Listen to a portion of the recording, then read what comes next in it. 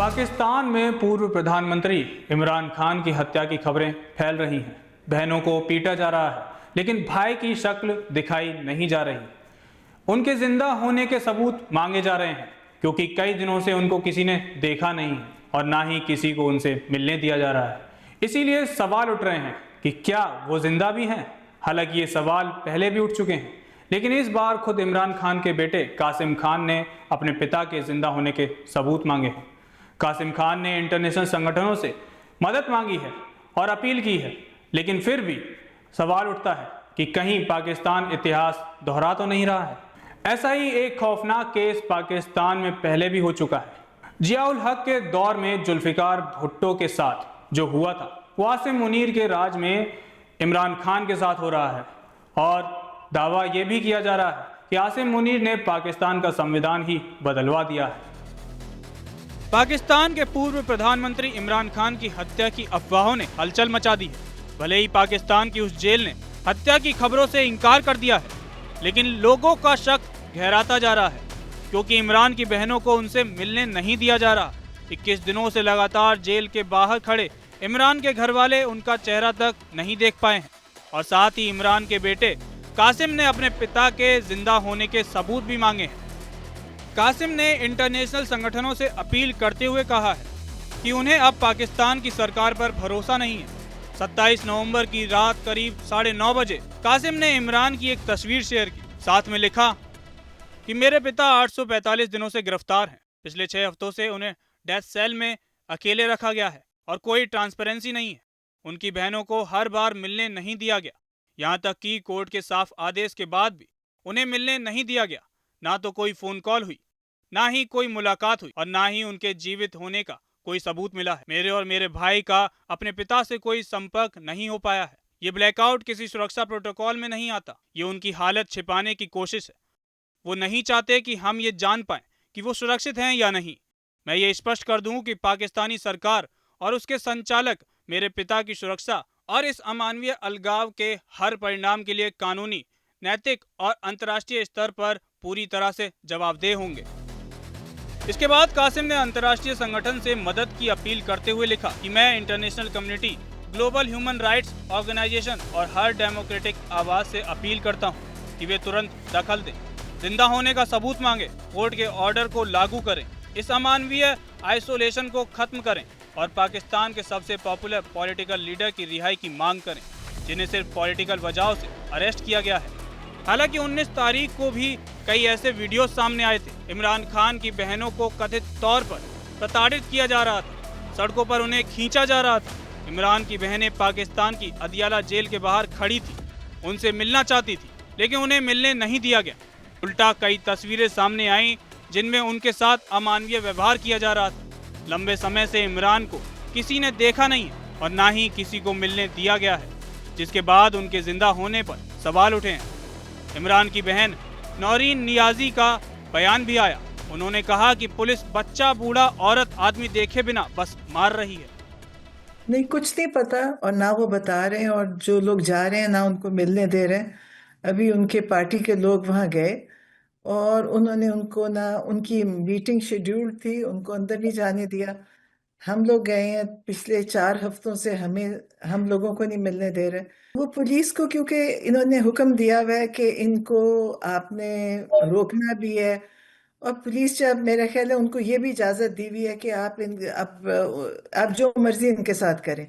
ये पाकिस्तान में पहले कभी ऐसा नहीं हुआ, कभी औरतों के साथ उन्होंने, कभी किसी ने ऐसी बदतमीजी नहीं की, और कभी उन्होंने ऐसा जुल्म किसी पे भी नहीं हुआ था। ये पहली दफा है पाकिस्तान में कि ना वो बच्चा देख रहे हैं, ना बूढ़ा देख रहे हैं, और ना औरत देख रहे हैं या आदमी है। जो जो उनको इजाज़त है कि जो भी उनको मिल जाए उसको आप वैसे ही मारें जैसे आपको कोई पूछने वाला नहीं है। तो ये चल रहा है पाकिस्तान में इस वक्त। आप सब दुनिया में सबको ही पता है क्या हो रहा है पाकिस्तान में। वो तो कहते हैं कि देखें, मुश्किल है, वो बहुत बड़ी मुश्किल तो इमरान खान खुद काट रहे हैं कि वो एक आइसोलेशन में, वो सबसे मुश्किल कैद होती है आइसोलेशन की, और जेल मैनुअल के मुताबिक 4 दिन से ज्यादा किसी को भी आप आइसोलेट नहीं कर सकते।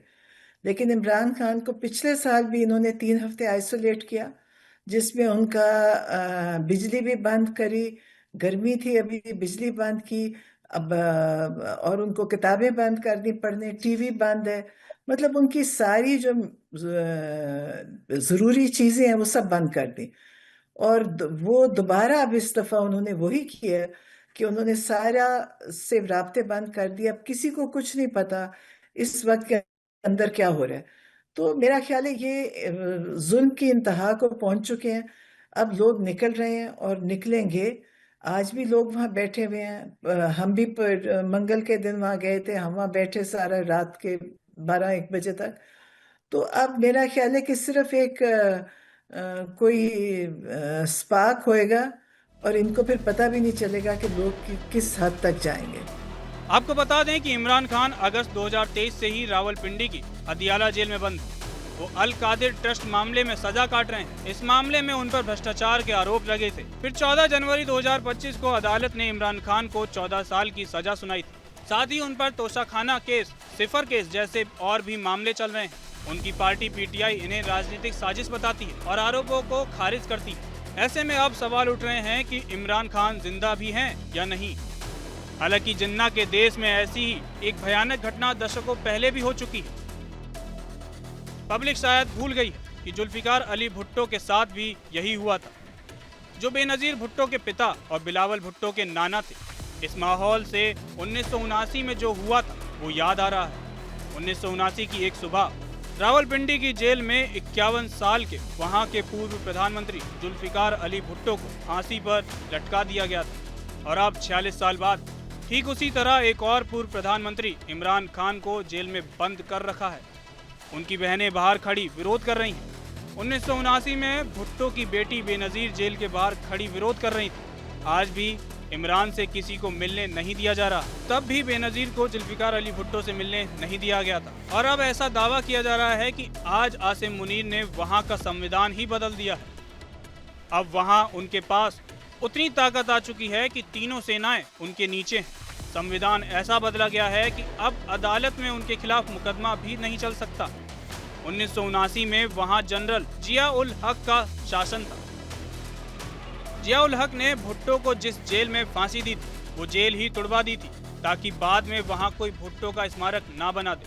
वो जेल तुड़वाकर नई जेल बनाई गई थी, जो अब अदियाला जेल है। आज इसी जेल में इमरान खान कैद है। आसिम मुनीर ने वही संविधान बदल कर ताकत अपने हाथ में ले ली, जो संविधान भुट्टो ने 1973 में बनवाया था। इतिहास अपने आप को दोहरा रहा है। 1928 में सिंध के रईस जमींदार घराने में पैदा हुए भुट्टो ने कैलिफोर्निया और ऑक्सफोर्ड से पढ़ाई की। महज 25 साल की उम्र में बैरिस्टर बने और 30 साल की उम्र में अयूब खान के सबसे युवा मंत्री। 1967 में पीपीपी पार्टी बनाई, नारा दिया रोटी कपड़ा मकान। 1971 में पाकिस्तान भारत से जंग हार गया और आधा मुल्क बांग्लादेश बन गया, तो याहिया खान को इस्तीफा देना पड़ा और भुट्टो नए राष्ट्रपति बने। बैंकों का राष्ट्रीयकरण किया, जमींदारी खत्म की, 1973 का संविधान दिया जो आज भी है। हालांकि आसिम मुनीर ने अब तोड़ मरोड़ दिया है। फिर 1974 में भारत ने परमाणु टेस्ट किया तो भुट्टो ने कहा कि हम घास खा लेंगे लेकिन बम बनाएंगे। फिर आया 1977, जनरल जिया उल हक ने तख्ता पलट किया। रात 2 बजे भुट्टो को कराची के घर से हथकड़ी लगाकर राजनीतिक हत्या का इल्जाम लगाकर उठाया गया। उनकी बेटी बेनजीर उस वक्त 24 साल की थी। उन्होंने देखा कि उनके पिता को हाथ में हथकड़ी डालकर ले जाया जा रहा है। मुकदमा चला और उनको दोषी करार दिया गया। फिर 4 अप्रैल 1979 की रात जेलर ने आकर कहा, साहब तैयार हो जाइए। भुट्टो ने पूछा, कहाँ? जेलर चुप रहा। भुट्टो समझ गए। उन्होंने नहाया, प्रेस की हुई सफ़ेद सलवार कमीज पहनी, इत्र लगाया और सुबह 2:04 पर उनको फांसी पर लटका दिया गया। इसके बाद उनके शव को C-130 विमान में डाला गया और गढ़ी खुदा बख्श उनके पैतृक स्थान पहुंचा दिया गया। अब इतिहास खुद को दोहरा रहा है। भुट्टो और इमरान खान की कहानी एक जैसी है। दोनों विदेश में पढ़े, दोनों ने आम आदमी का नारा दिया, रोटी कपड़ा मकान वर्सेस इंसाफ।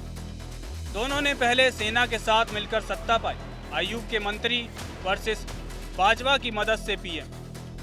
दोनों ने बाद में सेना से टक्कर ली, दोनों पर राजनीतिक मुकदमे, दोनों की लोकप्रियता से सेना डरी, दोनों के परिवार को निशाना बनाया गया। 1978 में बेनज़ीर को जेल के बाहर धक्का और 2025 में इमरान की बहनों पर लाठियां पड़ रही हैं। पाकिस्तानी सेना जितनी जोर से डींगे हाँकती है, इतिहास गवाह है, उतना ही वो अंदर से डरी हुई होती है। भुट्टो को मारकर भी उसका खौफ खत्म नहीं हुआ। आज भी वही खौफ आसिम मुनीर के हर कदम में दिखता है। अब देखना होगा कि इमरान खान की मौत की बात में कितनी सच्चाई है। आपको क्या लगता है, क्या पाकिस्तान अपने इतिहास को दोहराने वाला है? अपनी राय हमें कमेंट सेक्शन में जरूर बताएं। कैमरे के पीछे वाहिद हैं, मेरा नाम तरुण है, आप मुझे जनतंत्र पे सुन रहे हैं।